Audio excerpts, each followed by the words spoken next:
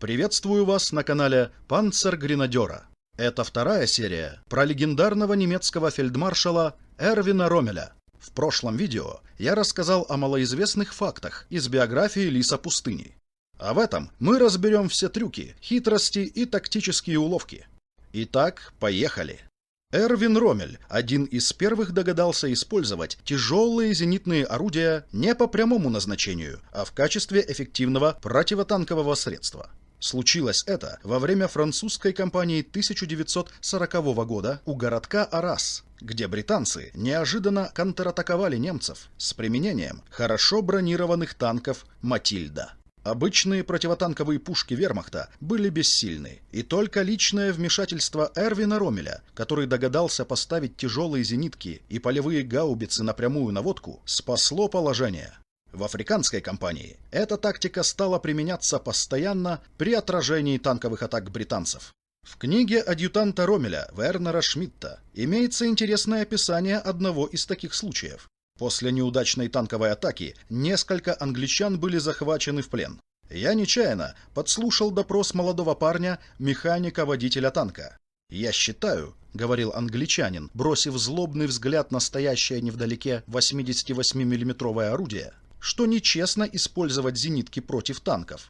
Сидящий рядом на корточках немецкий артиллерист возмущенно воскликнул: «Конечно, нечестно. А разве честно атаковать танками, чью броню можно пробить только этим орудием?» Первым трюком Роммеля по прибытии в Африку стал военный парад в Триполи, где он прогнал свои малочисленные танки несколько раз по кругу. Блеф сработал на все 100%. Вот как его описывает в своей книге Вернер Шмидт. Один за другим через равные промежутки времени танки грохоча прокатывали мимо нас. Они производили ужасный шум, двигаясь по вымощенным щебнем улицам. Недалеко от платформы, где стоял Роммель, танки со страшным скрежетом и грохотом сворачивали на прилегающую улицу. Меня поразило число проезжавших танков, и я пожалел, что не стал считать его с самого начала. Через четверть часа я заметил неисправность в ходовой части одного из танков Т-4, который почему-то показался мне знакомым, хотя я не видел до этого его механика-водителя. И только тут до меня дошло, в чем дело, и я невольно усмехнулся. И хотя на итальянское население танковый парад Роммеля не произвел особого впечатления, о британских шпионах этого сказать было нельзя. Судя по сообщениям радио, английский главный штаб на Ближнем Востоке был поражен мощью германских экспедиционных сил в Триполи. Камераден. Я решил создать канал Панцергренадера в Телеграме. Приглашаю всех желающих подписаться на него. В Телеграме я публикую редкие раскрашенные фотографии с подписью, штатные структуры различных подразделений в наглядном виде, информационные посты про выдающихся военных личностей, красочные арты боевой техники и вооружения, рисунки униформы и снаряжения солдат различных родов войск, а также все видеоролики, которые выходят на Ютубе. Ссылку на телеграм-канал вы найдете в описании под видео и в закрепленном комментарии. Присоединяйтесь к сообществу самых активных зрителей проекта «Панцергренадер». Вторая тактическая уловка в Африке стала возможна благодаря успешному блефу в Триполи. К востоку от Эль-Агейлы, на господствующей высоте, находился удобный артиллерийский наблюдательный пункт британцев, который сильно мешал продвижению немецких войск. После того, как две саперные роты взяли высоту штурмом, британские войска в суматохе начали отступать. Что было дальше, рассказывает Вернер Шмидт. «Неужели пришел мой час?» – подумал Роммель. Возможно ли, чтобы его макеты танков, слепленные из дерева и брезента, сумели убедить воздушную разведку противника в том, что начато крупное наступление? Неужели противник принял нашу слабую атаку на наблюдательный пункт и показательную активность наших танков на южном фланге за начало крупного наступления? Роммель был не из тех, кто тратит время на бесплодные раздумья. Он был в своей стихии и до конца использовал преимущество сложившейся ситуации. Приказ Роммеля гласил: пустить танки впереди всех подразделений. Машины должны идти сзади, чтобы подымать пыль и ничего кроме пыли. Кто бы мог распознать в пустыне, что движется позади первых машин в клубах пыли? Роммель был неугомонен. Он, казалось, находится в 10 местах одновременно, постоянно летал на своем шторхе, появляясь то там, то здесь, и всегда оказываясь в тех местах, где его меньше всего ждали. Эта тактическая уловка впоследствии стала коронным трюком лиса пустыни. Она прекрасно сработала и во время боев на Тобрукском фронте.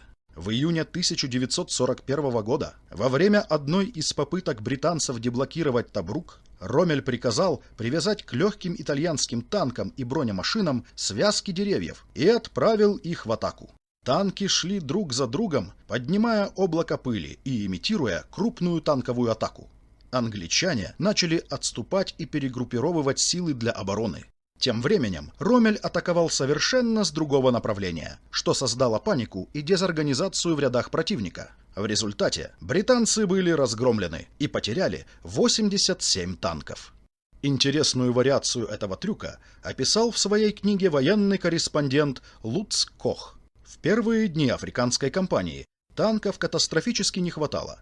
Тогда Роммель наладил свое собственное производство. Так называемые танки Роммеля изготавливались из папье-маше, а макеты с фальшивыми орудиями устанавливались на армейские «Фольксвагены». Каждую ночь их перевозили с места на место, перекрывая все танкоопасные направления. Так что очень скоро английская разведка, а за ней и пресса, заговорили о минимум 500 танков и нескольких танковых дивизиях немцев в Триполитании. Вернемся к тактической уловке с тяжелыми зенитками. Вот одно из ярких описаний их необычного применения.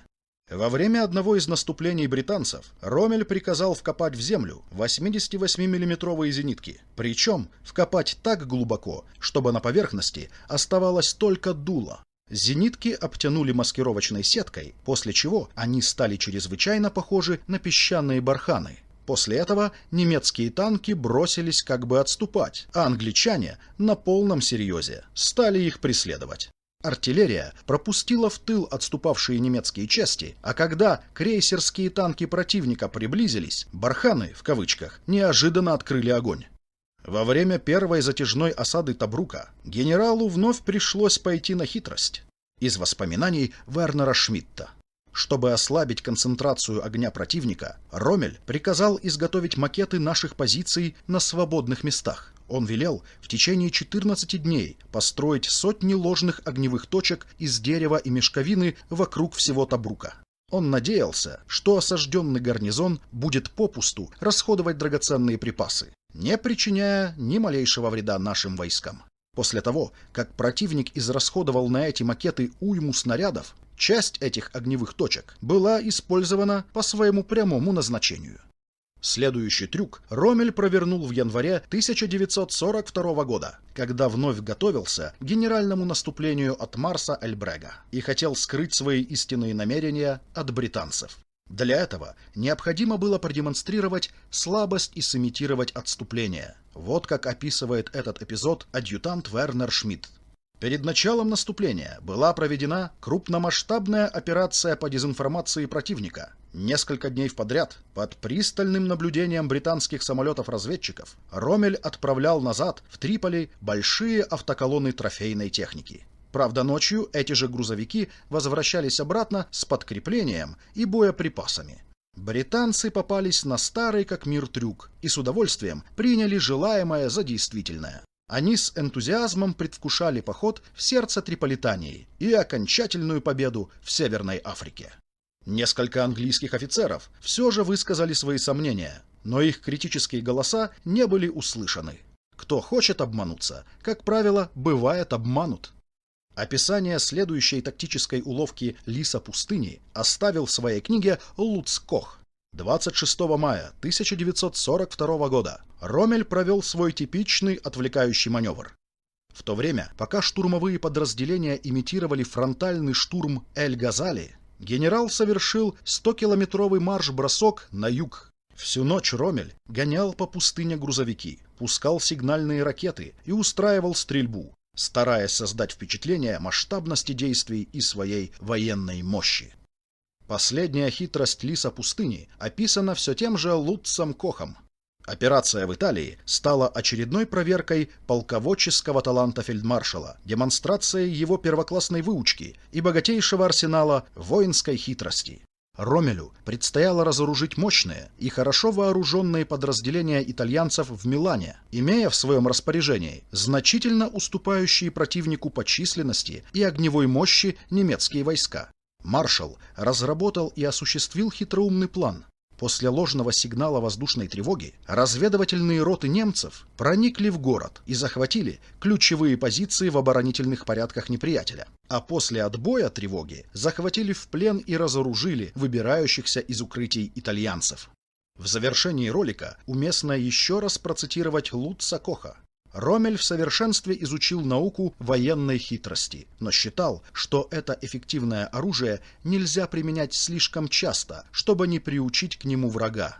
Нельзя выиграть войну только финтами и трюками, потому что еще никому не удавалось долго обманывать всех. Спасибо за внимание.